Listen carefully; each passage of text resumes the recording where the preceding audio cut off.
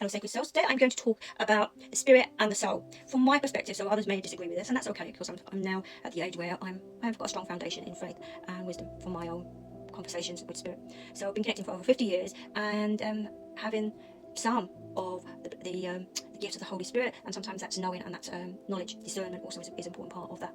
So when we come down from earth, I should say, we come down from spirit. We come down as a spirit, so we come down as a form of light, and that goes within our heart space, because we are created by love. And the soul the spirit is a fragment of the soul. So the soul is the whole, and the best way to describe it is the body. And then what happens is that the spirit fragments from the soul, and then it goes there. So the soul, for me, you can sense or feel it when you expand your spirit. And you can do that through prayer and meditation and other ways.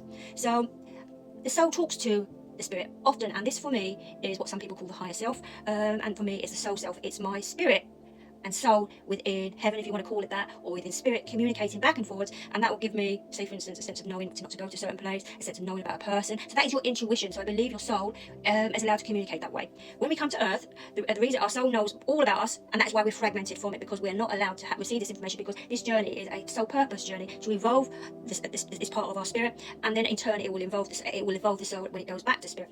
So the heart space communicates with the mind, and we know this through physiology, and it communicates more often than not, if I remember my physiology correctly, than the brain speaks to the heart. So the energy of the divine is part of our consciousness, because consciousness knows no bounds, and we know this again through quantum physics. So and with this communication we can receive information and knowing about certain things in life, and at one stage we may be revealed what our soul purpose is. But we have to go with life. When we come to it, there is a knowing that it's going to be either difficult or hard, but it's never going to be easy for anyone, because we all have to go through loss and grief. So people say, oh, they're having an abundant life, they still have to go through the grieving process, or when someone dies, they love, or etc, etc. So it's like the journey on earth is not an easy one. So and if we knew that in advance, our gentle spirits may not be able to cope with it. So what we do, we're given is kind of little bits of information, sometimes more than other times. And sometimes for me, my conscious awareness kind of uploads in sleep, and sometimes I have a stronger sense of knowing when I wake up, because my spiritual dreams, and because the veil breaks down in the sleep process, and because I expand my consciousness regularly through prayer and through meditation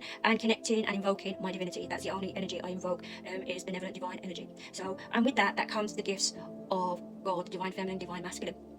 So we come here for our soul purpose, and when we reach that soul purpose, sometimes we can extend it through healing, not all the time, but sometimes, because we can say, we've learned this, but maybe I can do something else while I'm here. So that's kind of where the end of life healer comes in, and then sometimes they would extend life, or they will make the life that you have, and they won't extend it, more peaceful to pass, etc. Or they may, with conditions, may allow you to go through those hardships, but you don't have to be overwhelmed by them. So there's several process of healing the spirit when it goes through them. So when we pass away, or and death takes place, the spirit leaves the body, and you sometimes see that end of life practitioners will see sometimes a flash of light come through or out of the person. It doesn't always happen, but it happens often enough, and that means that the spirit is going back to the soul. What happens then, in my knowing, I haven't got a complete knowing, is that the core part of our spirits that's gone through the hardships of life and the choices that we make goes through a healing process. And sometimes we also have to be, because of every action has a consequence, and we have to answer to the rights and wrongs that we do. So, and sometimes that energy, and then there is a part of that says, because of the will of divinity, is I accept your will, and if you don't want to be with me, you don't have to be with me. So that's a separation of the soul and the God energy, and that's what happens. That's what some people call hell, because of that energy there, and that's that trial, and that's that energy you would have to go through if you made that decision.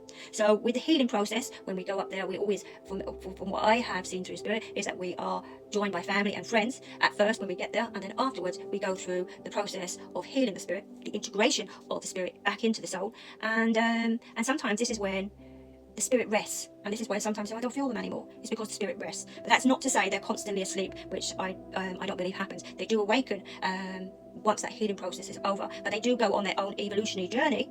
So sometimes you may sense them, or if they come into what you call spiritual readings, but they don't come in as often because they're evolving in spirit.